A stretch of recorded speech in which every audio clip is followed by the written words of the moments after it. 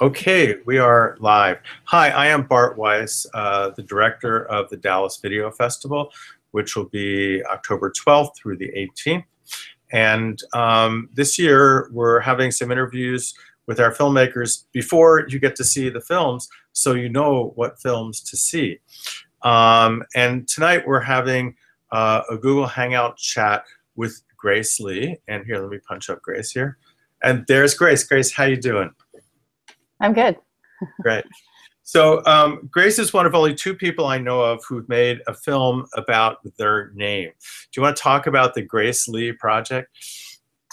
Sure. I made a film about a decade ago called The Grace Lee Project, and it's a documentary that explores the wonderful world of women named Grace Lee. Now, Grace Lee is a incredibly common Asian American woman's name. It's sort of like the Jane Smith of Asian America, which I had no idea that it was such a popular name because I grew up in the Midwest where there weren't that many Asian people.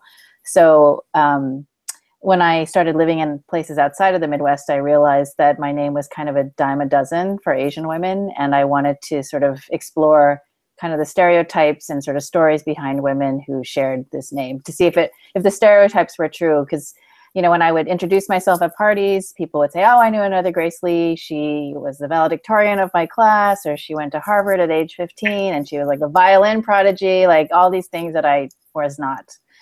So I wanted to explore, you know, sort of what's in a name, but also what's in kind of a stereotype of people who held my name. So by making the film now, you're the person who at the party they say, oh, I know a Grace Lee who made this film and she's famous. And some other poor Right. Lee is saying, oh, no, it's not fair. I don't know, because maybe I'm the Grace Lee that made the Grace Lee Project. I guess that's if people have heard of the film. So yeah. And it did very well. It's sort of I like it. I think it's great. Yeah, so, it did pretty well. Yep. So let's talk about the new film. Why did you get interested in food and sort of food as a sort of not just food, but food as culture? And how did you start and get involved with this project? Mm-hmm. Well, actually, I've always been interested in food, not just eating it, growing it, and how food sort of tells another story about who we are. But actually, I was approached by the Center for Asian American Media in San Francisco, and they had seen the Grace Lee Project many years ago, and they liked the approach. It's sort of a lighthearted identity quest that's kind of funny. And, you know, whenever people sort of talk about identity and things like that, it can kind of get sort of heavy-handed, and, you know, they wanted to see, oh, do you have any other ideas that could sort of explore the broad, incredibly broad, vast theme of Asian America, and who even knows what the heck Asian America means? And so I thought, well, I don't really, I just said, well, why don't we do something related to food? Because food is such an accessible topic.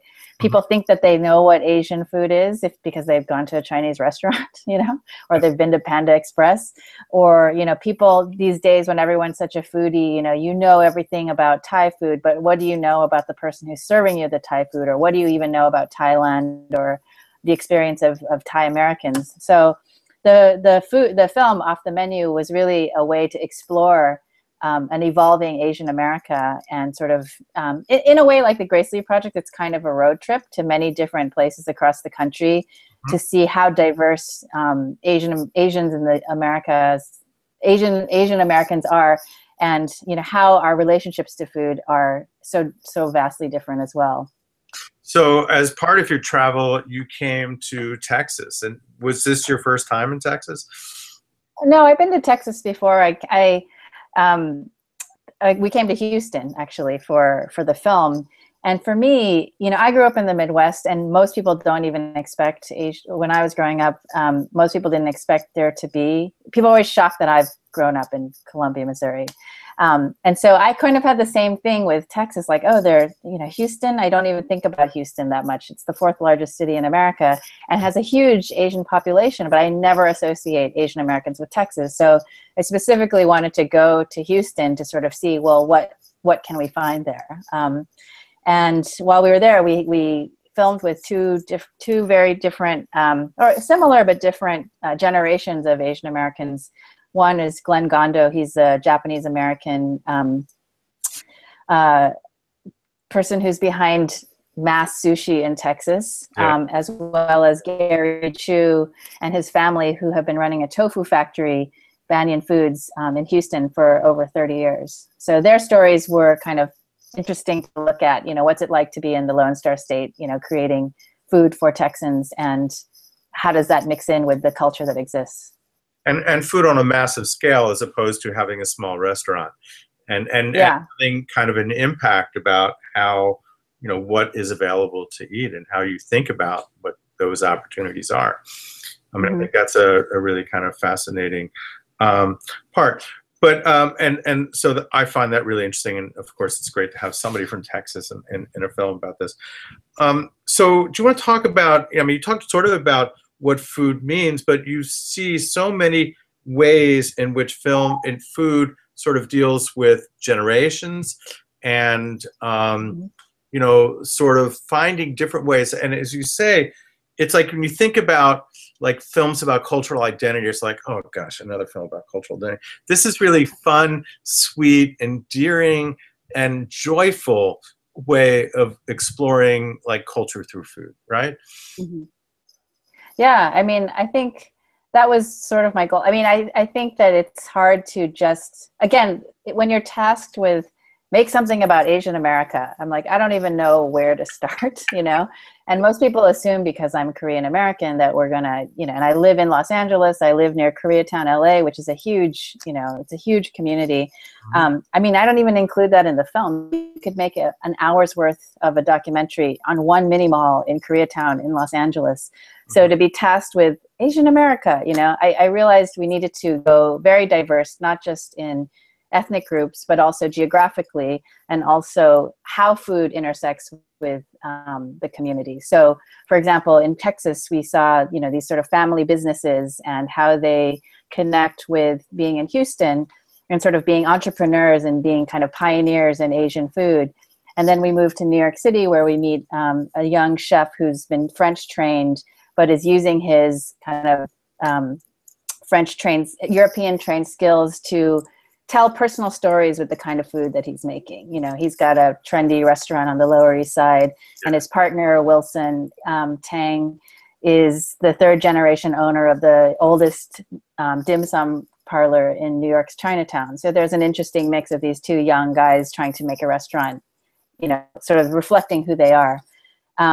We go to Wisconsin and we meet this, the community of the Sikh temple in Oak Creek, Wisconsin, and experience how the communal meal of langar has been part of their community's resilience.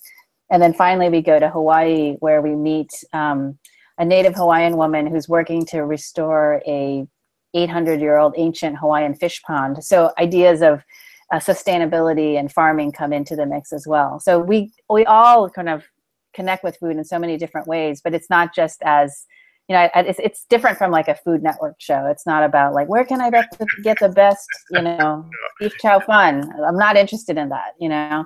I'm really interested in how food tells a deeper story about who we are. Yeah. Last year at festival, we showed the General Tao chicken movie. Oh yeah. Have you seen that? I haven't seen it yet, but I've read the book and I'm really interested. It looks good. It is it has some similarities, but it sort of focuses on that one sort of dish.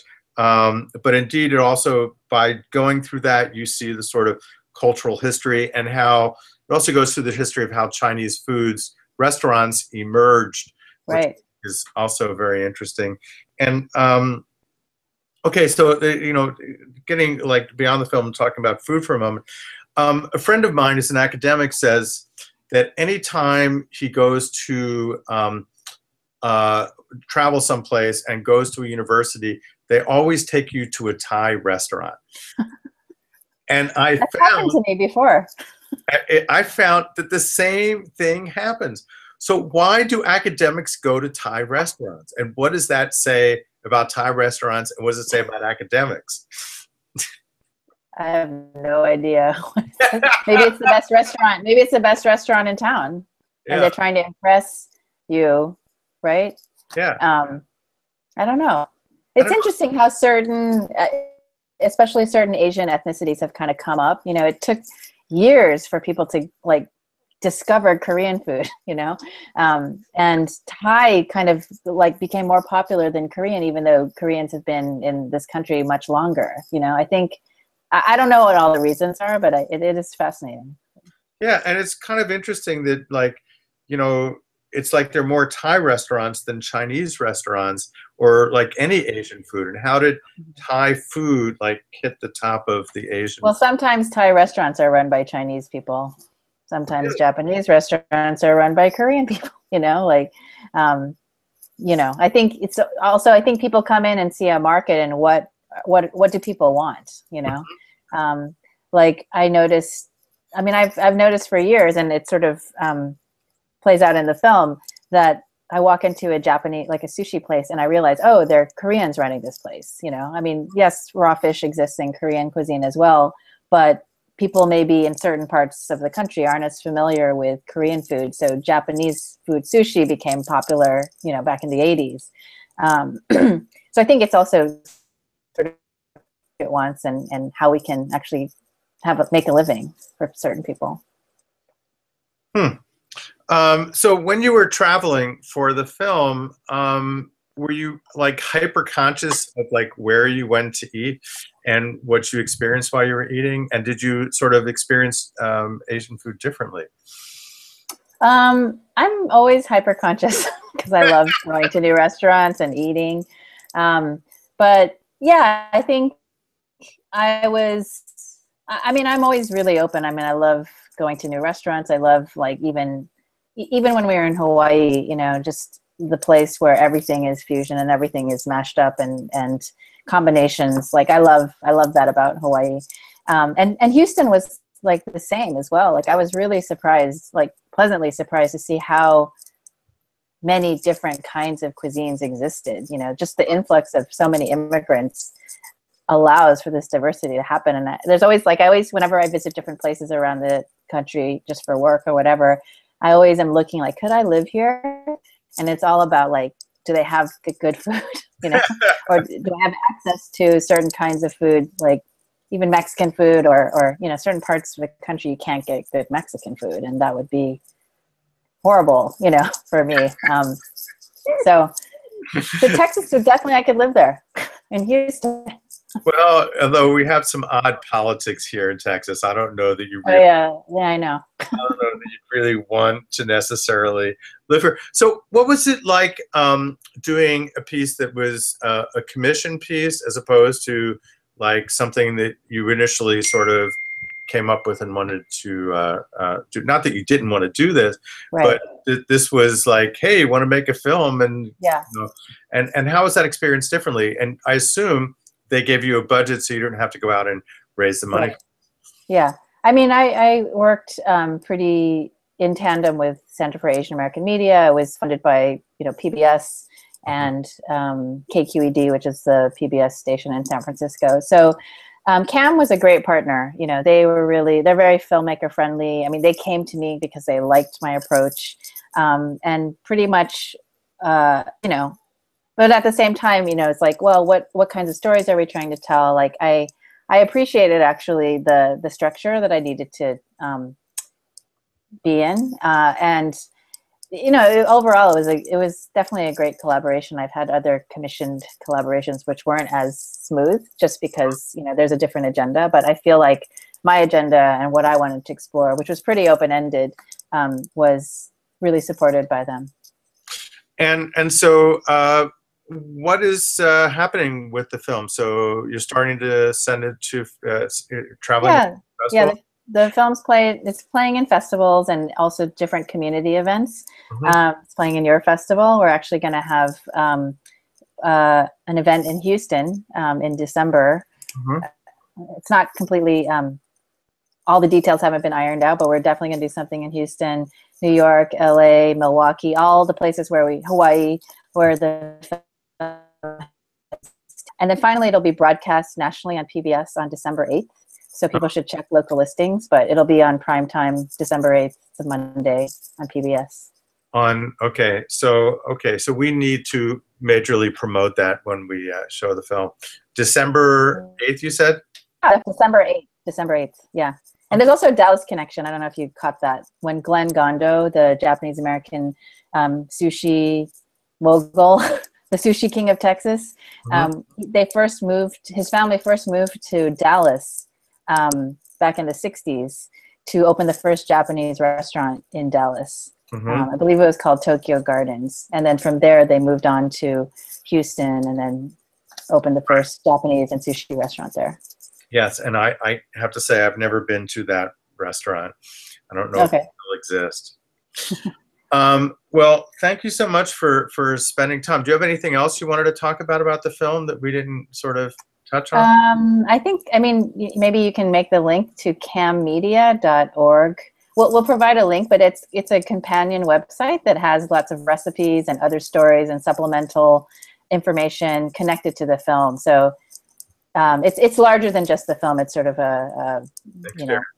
it is another platform for it. So. Yes, and I've been to the site, and it's very good, and there's a lot of good information. Well, thank you so much for spending time with us. I know that when people see the film, they will think not only about Asian film, but in general the food they have and their connection to food and community. I mean, I'm Jewish, and we have the Jewish New Year, and all the food we eat has resonance as well, and there is major sense of culture. And we need to spend time thinking about what the food we means to who we are. So, and the film is awesome. It's really great. Oh, thanks. Thank you. It's like, and I don't know if I should tell you this, but I think it was like the first film I said, yes, we're showing this film. Oh, great. So, and, it's like you see in a film very early on how much you're going to like it and just spend the rest of the time watching and enjoying it even more. So it's really good. And I know that screening here will be really great. Great. So thank you so much for spending time with us. Thank you. And we look forward to seeing the film at the festival. Okay, thanks. All right. Bye.